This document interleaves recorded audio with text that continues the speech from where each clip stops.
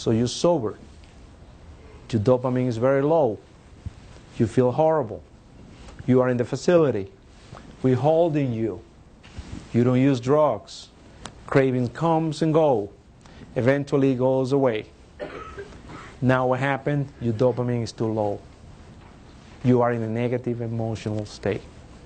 This is the biggest problem we have. The only way that I can increase that negative emotional state is giving you dopamine.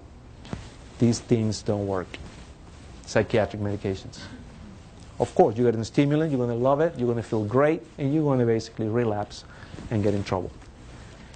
During the negative emotional state, you have an opportunity that you're no longer in an acute withdrawal state, and your brain quiet down to put your life together, to work from within, to enjoy things that are within yourself, not out of yourself, to do the things you're supposed to do, so that dopamine can go back to normal. 90 days after you are clean, if you work hard, your dopamine will go to normal, 100. Will you feel as good as I feel? No. You will still feel miserable because my thermostat is 100. I don't use drugs, but yours is 300.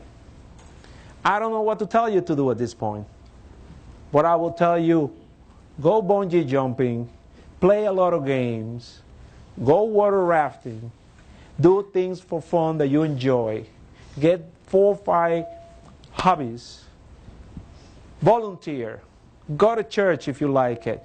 You got to get busy. Otherwise, this negative emotional state, which is always be behind you, will prevent you from function again. So the problem seems to be that I don't have a solution to the negative emotion. I cannot bring your dopamine thermostat back to 100 so you can enjoy simple things in life. And this is what will stay with you forever. So whenever you said, I'm bored, you're not doing enough. Whenever you said, I feel like moving out of here, this is not the right place for me to be, I'll have to tell you this. Wherever you go, that feeling is going to go with you. You have to work it out yourself. So sadly, addiction seems not to be the way we thought. And if I get addiction with all my knowledge, I'm going to behave exactly the same way addicts behave. That will not empower me to behave differently because something within me, more powerful than me, is taking over. It's like a seizure disorder, epilepsy. I can do whatever I want to do, but if I'm going to have a seizure, I'm going to have a seizure. This is an emotional seizure caused by all these changes in the brain. And this is something that, sadly, is more powerful than your eye capacity to contain. But you see it coming. And that's when I want you to do one only thing for the prevention of relapse. It's difficult. You just have to pay attention. You will see it coming. Sadly, too close to it happening, relapse. But you see it coming. You feel initially happy. You're going to visit some friends and you feel thrilled to go. You're going to go around and you're going to see a place and you're going to say, my God, let's go to that place. Look, it's so nice. Stop. Think. Turn around. Change direction. All I want you is to change direction when you see yourself to a relapse or a wall.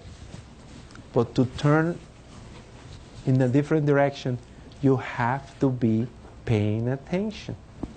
You'll be the last one to find out when you hit the wall. Or like a guy told me, I don't know what happened. I went to say hello to a friend of mine in a bar, and next thing I'm in the jail, handcuffed, and sick as hell. He says, that's the way it is. You went to a place where there were queues, and drugs were there. And now you are in deep, deep trouble.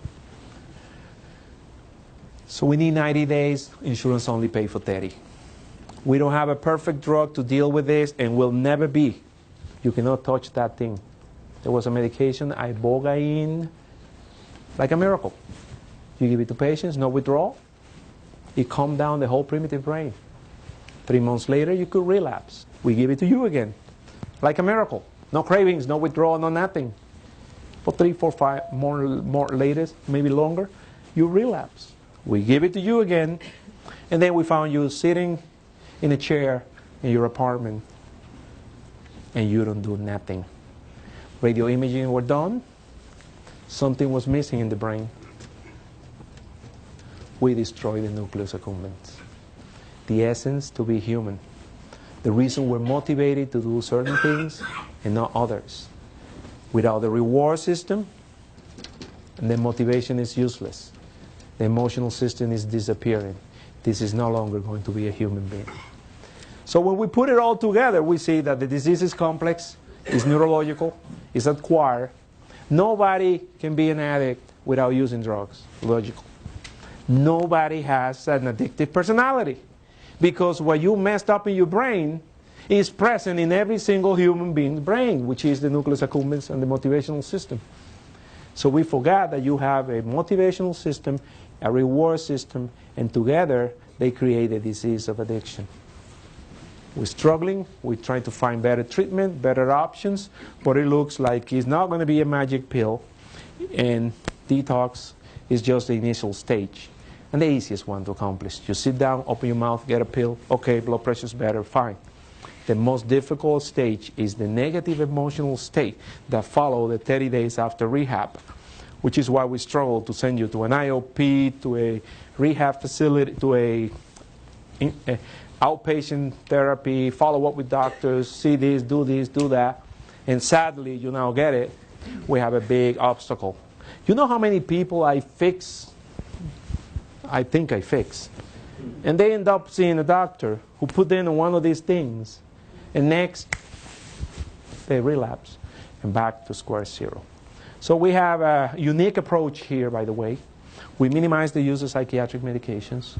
We try to use as many strategies as possible, from medical, holistic, to pain management, and natural. We use a lot of natural products, and we have seen a dramatic improvement in health in those, and we know they basically will not impact the way the psychotropics do. Some patients will need psychotropics. In my personal experience, maybe 2%. I've been able to take off patients chronically on antidepressants, antipsychotics, and all these meds, and probably 98% even realize how better they felt after they stopped doing it.